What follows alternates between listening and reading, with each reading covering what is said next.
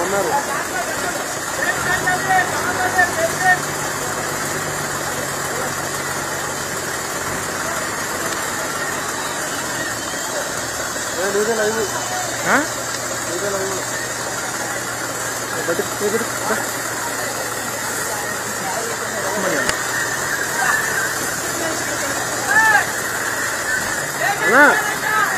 మనకుమన్నా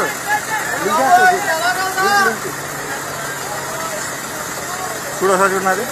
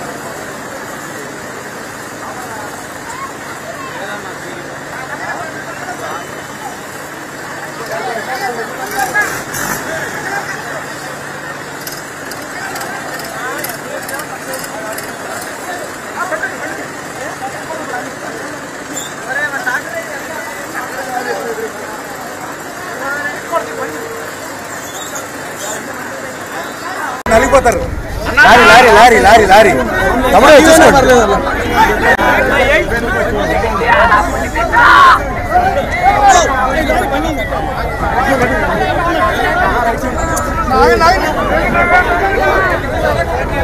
అన్న బైక్ తీసే bike bike తగిలిద్ది తగిలిద్ది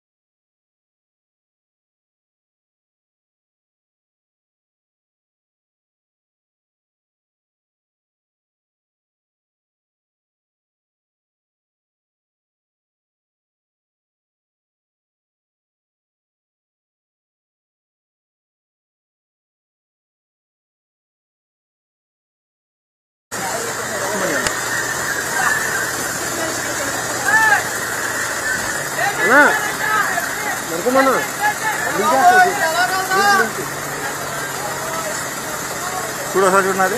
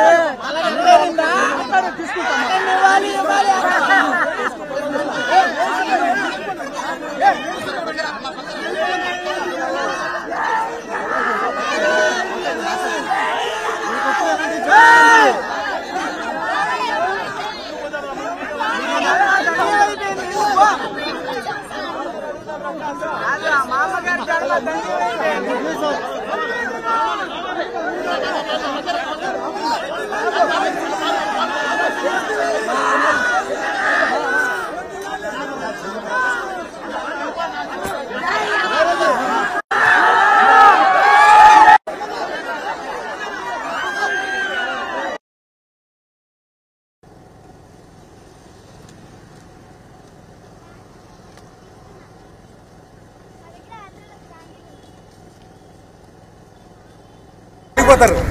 lorry lorry lorry lorry lorry తమ్ముడు చూసుకోండి.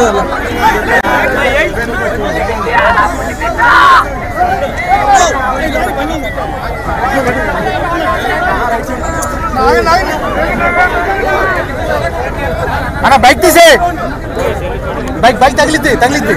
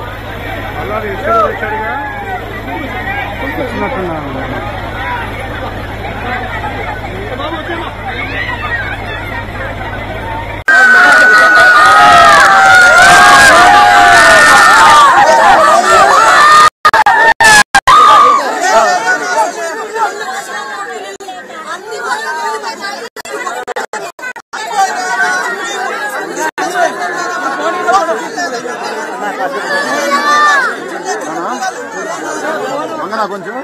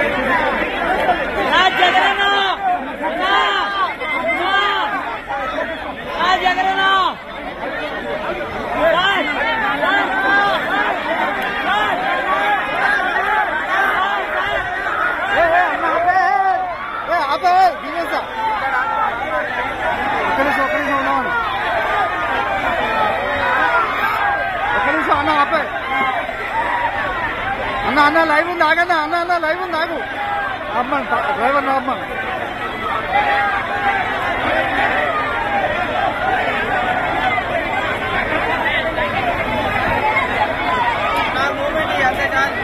ఓకే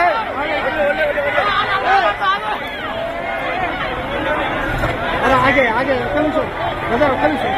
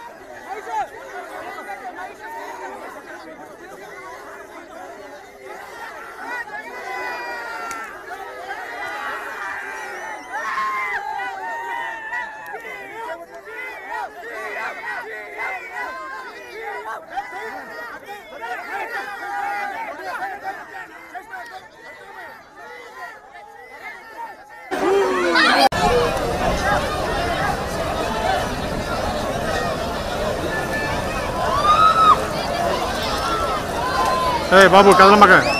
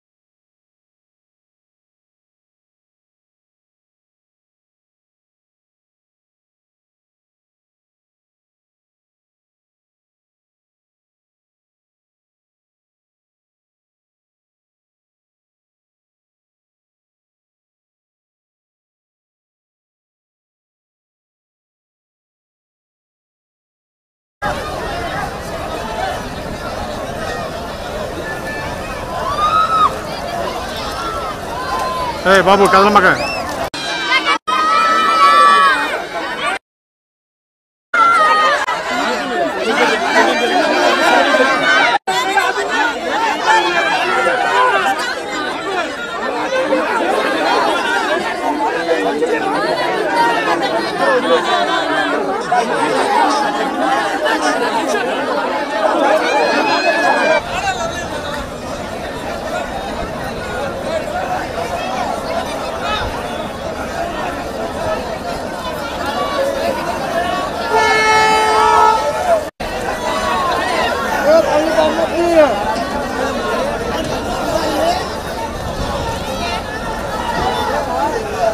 ఏ బాబు బాబు బాబు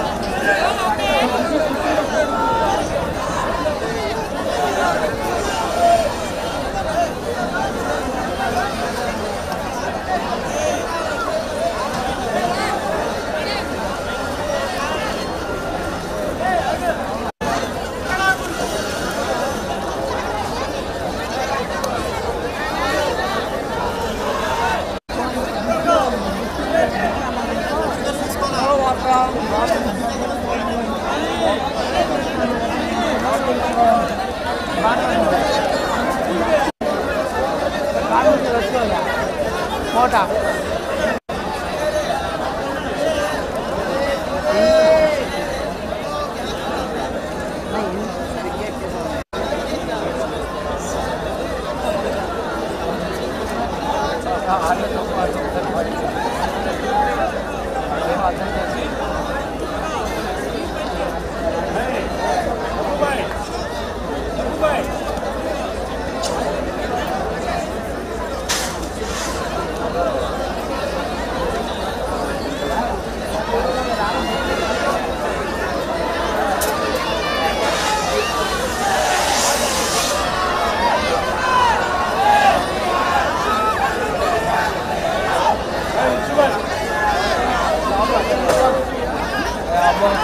रोड देखिए ले रहा है रोड देखिए ले रहे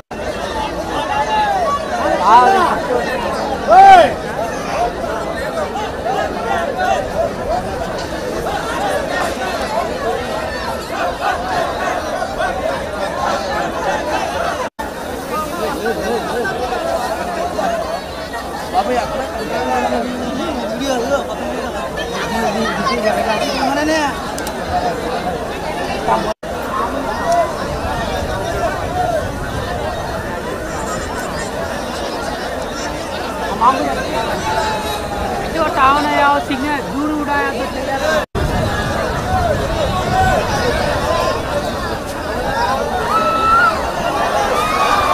ए बाबू चलो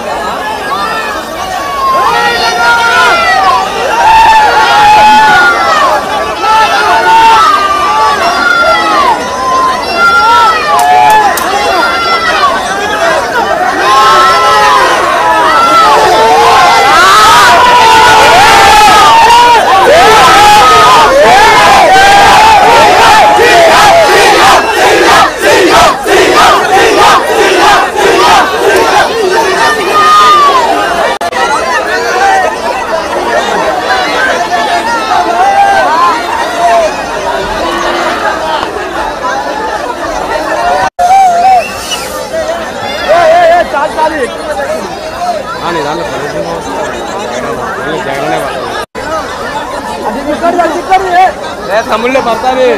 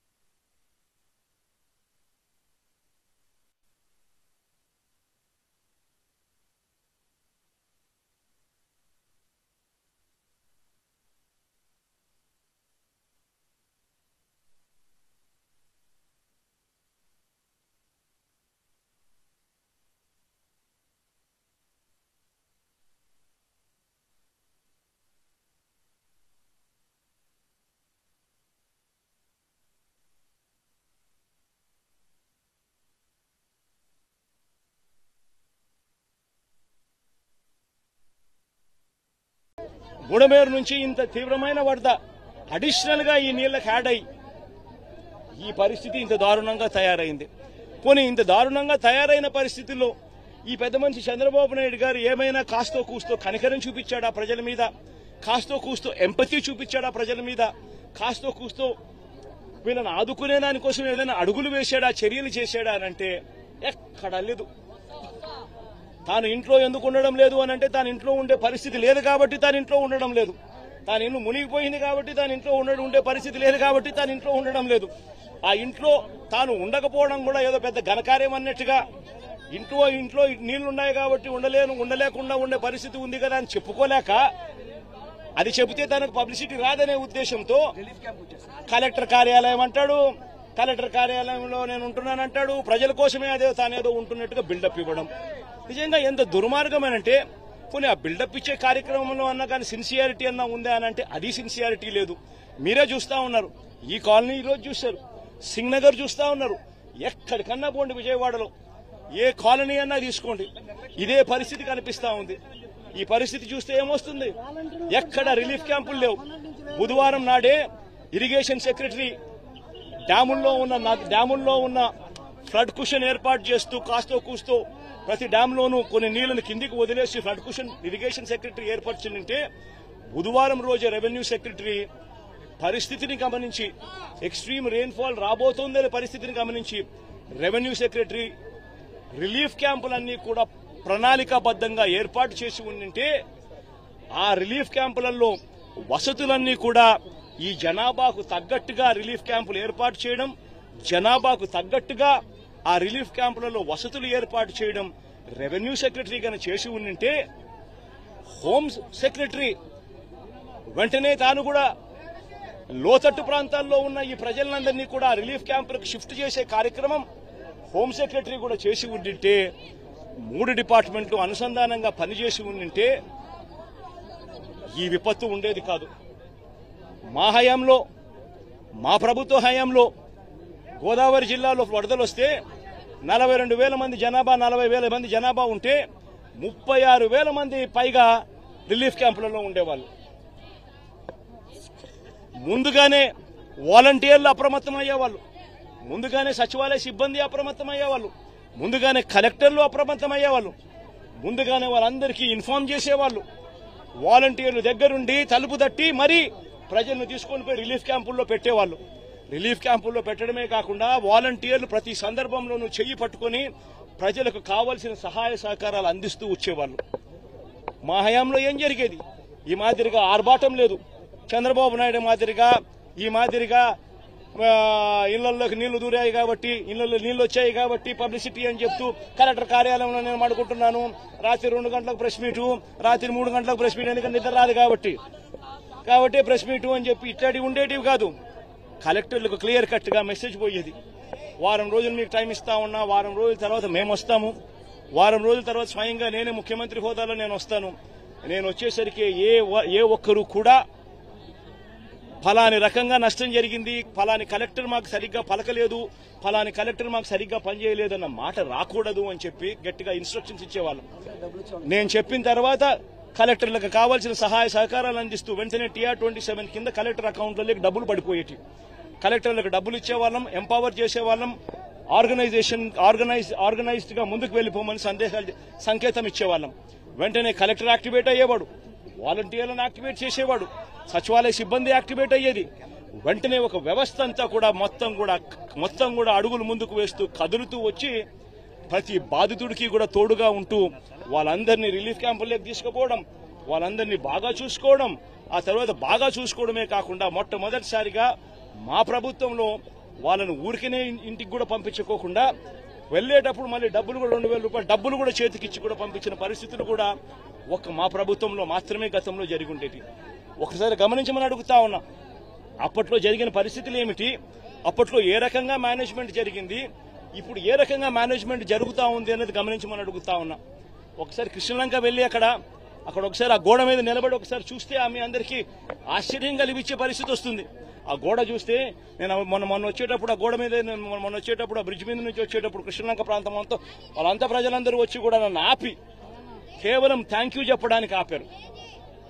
ఆ ఒక్క గోడ ఈ కృష్ణలంకకి ఇరువైపున ఉన్న ఈ గోడ ఒక్క గోడ దాదాపుగా 500 కోట్ల రూపాయలు ఖర్చు చేసి మన ప్రభుత్వంలో మనం కట్టినందువలన ఈ రోజు దాదాపుగా అక్కడ ఉన్న దాదాపుగా మరో 3 లక్షల మంది ఈ రోజు దాదాపుగా అందరూ కూడా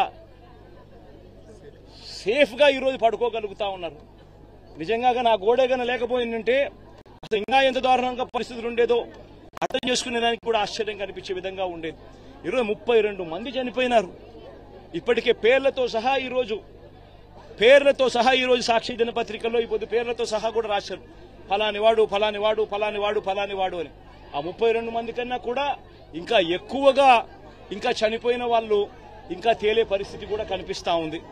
మరి 32 మంది చావుకు కారణం ఎవరు? మరి ఇంత దారుణంగా ఆర్గనైజేషన్ మేనేజ్మెంట్ అనేది నువ్వు లేకుండా ఈ మాదిరిగా నువ్వు మేనేజ్ చేయడము అనంటే, ఇంత దారుణంగా మేనేజ్ చేయడము అనంటే అసలు నువ్వు ముఖ్యమంత్రిగా నువ్వు నీ పదవిలో ఉండడానికి నువ్వు అర్హుడివేనా అని చెప్పి ఒకసారి చంద్రబాబు నాయుడు తన గుండెల మీద తాను చేయి వేసుకుని ఆలోచన చేయాల్సిన అవసరం కూడా ఎంతైనా ఉంది. ఎందుకంటే ఒక ముఖ్యమంత్రి చేయాల్సిన కార్యక్రమాలు ఏదీ తాను చేయలేదు. ముఖ్యమంత్రిగా చంద్రబాబు నాయుడు గారు పూర్తిగా ఫెయిల్ అయిన పరిస్థితులు కనిపిస్తా ఉన్నాయి. 32 మంది చనిపోయినారు. ఈ రోజు ఈ 32 మంది చావులకు చంద్రబాబు నాయుడు గారు సమాధానం చెప్పాలి. చంద్రబాబు నాయుడు గారు ఈ చావులకు ఓనర్షిప్ తీసుకొని ప్రజలకు క్షమాపణ చెప్పి ప్రజలకు సహాయం చేసే కార్యక్రమంలో ముందుకు అడుగులు వేయాలి. ఖచ్చితంగా జరగాలి. అధికారులు సస్పెండ్ చేశానంటున్నాడు. మొత్తం సహాయ చర్యలు అనుకున్నాయి. ఇప్పుడు మీకే చెప్పారు స్వయంగా ఇక్కడ వరకు మాకు ఏవి రిలీఫ్ క్యాంపులు లేవు, మాకు ఎటువంటి భోజనం రాలేదు, వాటర్ రాలేదని మీకే ఇప్పుడు చెప్పారు స్వయంగా. మెయిన్ రోడ్డు ఇది ఏ విధంగా అధికారులను సస్పెండ్ చేస్తానంటున్నాడు. అధికారులు ఎవరు? ప్రభుత్వం ఎవరు? చంద్రబాబు నాయుడు గారు ప్రభుత్వం. మే 13వ తారీఖున ఎన్నికల రిజల్ట్స్ వచ్చినాయి. మే 13వ తారీఖు నుంచి ఇవాళకి దాదాపుగా 4 నెలలు కావస్తా ఉంది. మే 13వ తారీఖున ఎన్నికల రిజల్ట్స్ వచ్చినాయి. మే 13వ తారీఖు నుంచి ఇప్పటిదాకా దాదాపుగా 4 నెలలు కావస్తా ఉంది. 4 నెలలుగా ఆయనే ముఖ్యమంత్రిగా ఉన్నాడు. అధికారులను ఆయనే దగ్గరుండి ఆయనే ఏ అధికారిని ఎక్కడ పోస్టింగ్ వేయాలి అని చెప్పి ఆయనే దగ్గరుండి ఈ 4 నెలల్లో పోస్టింగ్లు కూడా తానే పూర్తి చేసినాడు. మళ్ళీ ఆయనే పోస్టింగ్లు ఇప్పించుకున్న అధికారులు వల్ల ఇది జరిగింది అని చెప్పి ఆయనే చెప్తా ఉన్నాడు సిగ్గు లేకుండా అనంటే అంతకన్నా సిగ్గుమాలిన పని ఏదైనా ఉంటుందా? కేవలం ఆయన మీద వచ్చిన తప్పును కప్పిపుచ్చుకునేదానికి అధికారులను బలిపశువులను చేస్తూ అధికారుల మీద వేలెత్తి చూపించే కార్యక్రమం చేస్తా ఉన్నాడు. తప్పెక్కడ జరిగింది అని అంటే మొట్టమొదటిగా చంద్రబాబు నాయుడు దగ్గర తప్పు జరిగింది. అసలు ఫ్లడ్ తుఫాను వస్తా ఉందని నీకు బుధవారం రోజు నీకు సంకేతం వస్తే బుధవారం నువ్వు కన్నా ఒక రివ్యూ తీసుకుని ఉంటే ఆ రివ్యూలో irrigation secretary, revenue secretary, home సెక్రటరీని పిలిచి రివ్యూ తీసుకుని ఉంటే స్పెషల్ ఆఫీసర్లను పెట్టి ఉండింటే ఎక్కడెక్కడ ఎంతెంత వర్షం ఎంత వర్షం పడబోతా ఉంది అన్న సంఘటన అన్న పరిస్థితులు నీకు తెలుసు. డ్యాంలలో రిజర్వాయర్లు ఎంతున్నాయో నీకు తెలుసు. పై రాష్ట్రాల నుంచి ఎన్నెన్ని నీళ్లు వస్తున్నాయో నీకు తెలుసు. మళ్ళీ ఇంత సమగ్రమైన ఇన్ఫర్మేషన్ నీ దగ్గర ఉన్నప్పుడు కేవలం ఒక రివ్యూ తీసుకుని ఉంటే ఎవరెవరికి ఏమేం పనులు చేయాలనే బాధ్యతలు అప్పచెప్పుంటే అసలు ఈ రోజు ఈ పరిస్థితి ఉండేదే కాదు కదా. మరి కారణం నువ్వు అయినప్పుడు, నీ మీద తప్పు జరిగినప్పుడు, నువ్వు తప్పు చేసినప్పుడు దాన్ని కనీసం హూందాగా యాక్సెప్ట్ చేసి తప్పు చేశాను అని చెప్పి యాక్సెప్ట్ చేసి క్షమాపణ అడిగి ప్రజలను అడుగులు ముందుకు వేయాలి. కానీ తాను చేసిన తప్పుకు అధికారుల మీద ఏలెత్తి చూపిస్తూ అధికారులను తప్పుపడుతూ తాను అధికారుల మీద నెపాన్ని వేసి తప్పించుకునే కార్యక్రమం చంద్రబాబు చేయడం అంటే ఇంతకన్నా దారుణమైన వ్యక్తి ప్రపంచంలో ఎవడూ ఉండడు.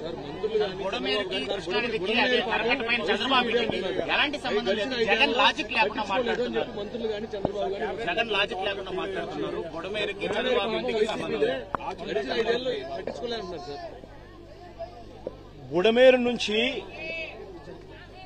బుడమేరు నది మీద ఆ రెగ్యులేటర్ పేరు వెలగలేరు రెగ్యులేటర్ ఉంది. బుడమేరు మీద వెలగలేరు రెగ్యులేటర్ ఉంది. వెలగలేరు రెగ్యులేటర్ మీద ఉన్న లాక్స్ అంటే గేట్లు ఎవడెత్తాడు? శనివారం అర్ధరాత్రి తర్వాత ఎవడెత్తాడు? ఎందుకు ఎత్తాడు?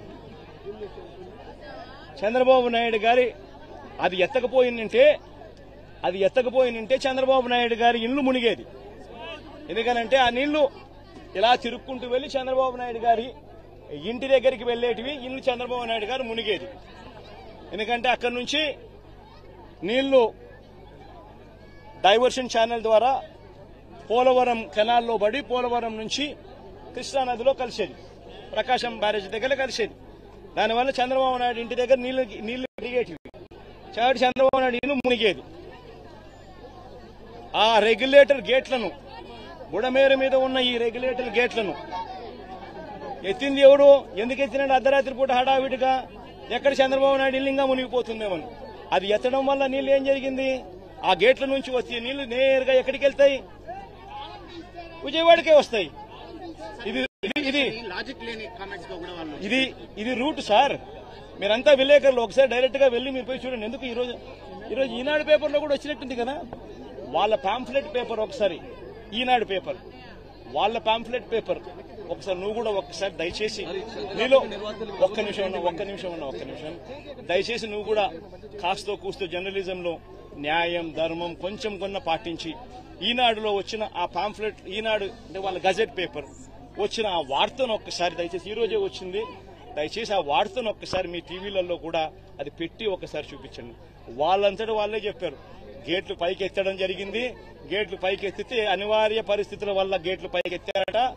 అనివార్య కారణాల వల్ల నీళ్లు విజయవాడకు వచ్చినాయంట. వాళ్ళు రాసిన మాటలే. దయచేసి ఏమాత్రం కూడా జర్నలిజంలో నిజాయితీ న్యాయం ఉంటే దయచేసి ఆ వార్త కూడా పెట్టమని అడుగుతుంది. ప్రభుత్వం నుంచి ఎలాంటి డిమాండ్ చేయబోతున్నారు? ప్రభుత్వం నుంచి ఎలాంటి డిమాండ్, నిర్వాసితులకు ఏమిటి డిమాండ్ చేయబోతున్నారు? నిర్వాసితులు దాదాపుగా 32 మంది ఇప్పటికే చనిపోవడం జరిగింది. ఇంకా ఎక్కువ మంది చనిపోయిన పరిస్థితులు కూడా కనిపిస్తా ఉన్నాయి.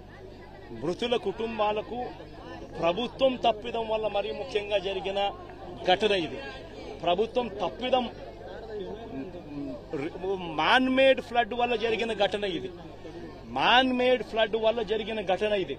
చంద్రబాబు నాయుడు గారు పుష్కరాల సమయంలో తన షూటింగ్ కోసం ఎలా 29 మందిని బలికొన్నాడో, తన షూటింగ్ సందర్భంగా తను ఒక హీరోగా కనిపించాలనే తాపత్రయంతో మనుషులందరినీ ఒకేసారి పంపించినాడో ఆ షూటింగ్ ఎఫెక్ట్ కోసం.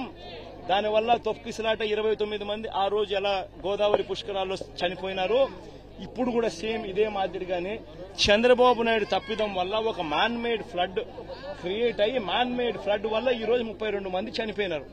మరి చనిపోయిన ఈ 32 మందికి తన తప్పిదం వల్ల జరిగిన ఈ తప్పుకి తాను గవర్నమెంట్ లో ఉంటూ క్షమాపణ చెబుతూ, గవర్నమెంట్ చేసిన తప్పిదం వల్లనే ఇది న్యాచురల్ కెలామిటీ, న్యాచురల్ గా జరిగిన డెత్స్ కాదు. ఇది ఒక ప్రభుత్వం దగ్గర ఉండి స్పందించాల్సిన రీతిలో స్పందించకపోవడం వల్ల జరిగిన తప్పులు. ప్రతి కుటుంబానికి నైతిక బాధ్యత వహిస్తూ ప్రభుత్వం చేసిన తప్పిదం వల్ల చనిపోయిన పరిస్థితులు కాబట్టి ప్రతి కుటుంబానికి కనీసం అంటే 25 లక్షల రూపాయలు ఎక్స్గ్రేషియా ఖచ్చితంగా ఇచ్చి క్షమాపణ చెబుతూ కూడా వాళ్ళందరికీ కూడా లెటర్ రాయాల్సిన అవసరం కూడా ఎంతైనా ఉంది. అదొక్కటే కాకుండా నిజంగా ఎంత దారుణంగా పరిస్థితులు ఉన్నాయనంటే ఈ ఇళ్లలో పెట్టుకున్న గ్రౌండ్ ఫ్లోర్ లో ఉన్న సామాన్లన్నీ దాదాపుగా మొత్తం అన్ని క్లీన్ అయిపోయినాయి. అసలు గ్రౌండ్ ఫ్లోర్ లో ఉన్న టీవీలు కానీ, గ్రౌండ్ ఫ్లోర్ లో ఉన్న ఫ్రిడ్జ్లు కానీ, గ్రౌండ్ ఫ్లోర్ లో ఉన్న ప్రతి ఇంట్లో కూడా గ్రౌండ్ ఫ్లోర్ లో దాదాపుగా 3 లక్షల, ఈరోజు వాళ్ళు ఇచ్చిన రిపోర్ట్లోనే 6 లక్షల మంది ఎఫెక్టెడ్ ఫ్యామిలీస్ అని చెప్పి రాసినారు. 6 లక్షల మంది ఎఫెక్టివ్ పీపుల్ అని చెప్పి 6 లక్షల మంది ఎఫెక్టెడ్ పీపుల్ అని చెప్పి వాళ్ళంతకు వాళ్ళే రిపోర్ట్లో రాశారు.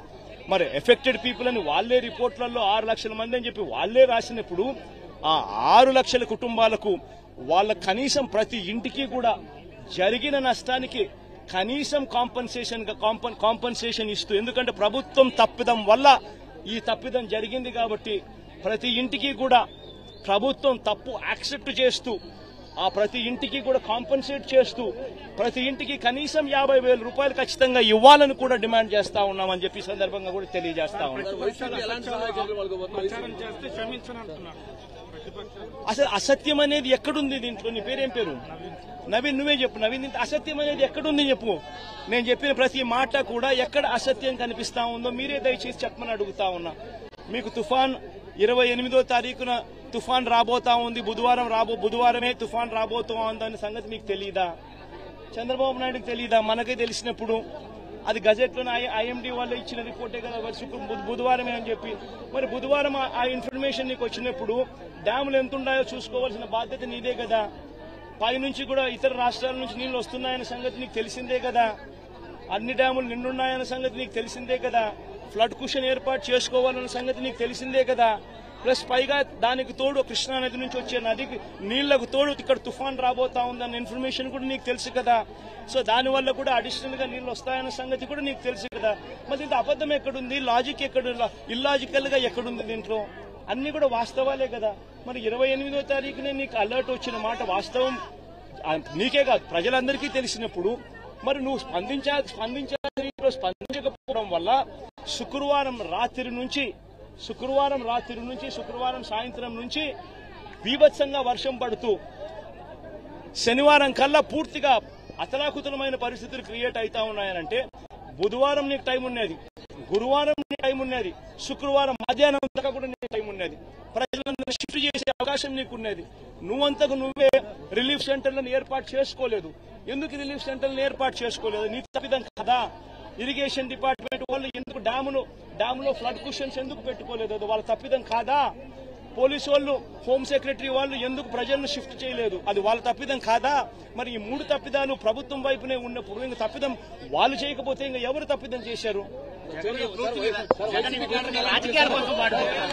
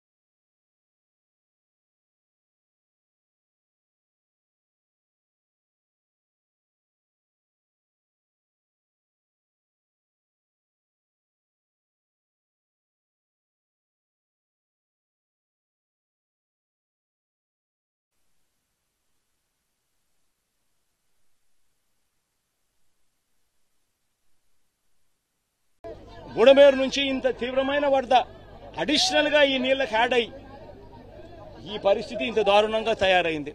పోనీ ఇంత దారుణంగా తయారైన పరిస్థితుల్లో ఈ పెద్ద మనిషి చంద్రబాబు నాయుడు గారు ఏమైనా కాస్తో కూస్తో కనికరం చూపించాడా ప్రజల మీద? కాస్తో కూస్తో ఎంపతి చూపించాడా ప్రజల మీద? కాస్తో కూస్తో వీళ్ళని ఆదుకునే దానికోసం ఏదైనా అడుగులు వేశాడా, చర్యలు చేశాడా అనంటే ఎక్కడా లేదు. తాను ఇంట్లో ఎందుకు ఉండడం లేదు అనంటే తాను ఇంట్లో ఉండే పరిస్థితి లేదు కాబట్టి తాను ఇంట్లో ఉండడం లేదు. తాను ఇల్లు మునిగిపోయింది కాబట్టి తాను ఇంట్లో ఉండే పరిస్థితి లేదు కాబట్టి తాను ఇంట్లో ఉండడం లేదు. ఆ ఇంట్లో తాను ఉండకపోవడం కూడా ఏదో పెద్ద ఘనకార్యం అన్నట్టుగా ఇంట్లో నీళ్లున్నాయి కాబట్టి ఉండలేకుండా ఉండే పరిస్థితి ఉంది కదా అని చెప్పుకోలేక, అది చెబితే తనకు పబ్లిసిటీ రాదనే ఉద్దేశంతో కలెక్టర్ కార్యాలయం అంటాడు, కలెక్టర్ కార్యాలయంలో నేను ఉంటున్నానంటాడు, ప్రజల కోసమే తానేదో ఉంటున్నట్టుగా బిల్డప్ ఇవ్వడం. నిజంగా ఎంత దుర్మార్గమేనంటే పోనీ ఆ బిల్డప్ ఇచ్చే కార్యక్రమంలో అన్నా కానీ సిన్సియారిటీ అన్నా ఉందా అని అంటే అది సిన్సియారిటీ లేదు. మీరే చూస్తా ఉన్నారు. ఈ కాలనీ ఈరోజు చూశారు, సింగ్నగర్ చూస్తా ఉన్నారు. ఎక్కడికన్నా పోండి విజయవాడలో ఏ కాలనీ అన్నా తీసుకోండి, ఇదే పరిస్థితి కనిపిస్తా ఉంది. ఈ పరిస్థితి చూస్తే ఏమొస్తుంది? ఎక్కడ రిలీఫ్ క్యాంపులు లేవు. బుధవారం నాడే ఇరిగేషన్ సెక్రటరీ డ్యాముల్లో ఉన్న ఫ్లడ్ కుషన్ ఏర్పాటు చేస్తూ కాస్తో కూస్తో ప్రతి డ్యాంలోనూ కొన్ని నీళ్లను కిందికి వదిలేసి ఫ్లడ్ కుషన్ ఇరిగేషన్ సెక్రటరీ ఏర్పరిచిందంటే బుధవారం రోజు రెవెన్యూ సెక్రటరీ పరిస్థితిని గమనించి, ఎక్స్ట్రీమ్ రెయిన్ఫాల్ రాబోతోందనే పరిస్థితిని గమనించి రెవెన్యూ సెక్రటరీ రిలీఫ్ క్యాంపులన్నీ కూడా ప్రణాళికాబద్దంగా ఏర్పాటు చేసి ఉండింటే ఆ రిలీఫ్ క్యాంపులలో వసతులన్నీ కూడా ఈ జనాభాకు తగ్గట్టుగా రిలీఫ్ క్యాంపులు ఏర్పాటు చేయడం, జనాభాకు తగ్గట్టుగా ఆ రిలీఫ్ క్యాంపులలో వసతులు ఏర్పాటు చేయడం రెవెన్యూ సెక్రటరీ గాని చేసి ఉండింటే